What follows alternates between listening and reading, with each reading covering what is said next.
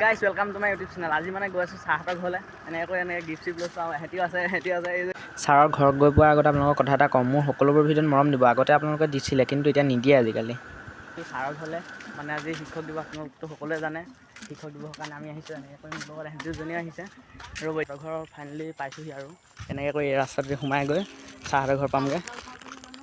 পালোহি ছাৰৰ ঘৰ, ওলাই আছে আৰু ফাইনেলি পাই গ'লোহি আমি ছাৰহঁতৰ ঘৰ। এতিয়া আমি পদূলিত আছোঁ। এয়া পদূলি পালোহি।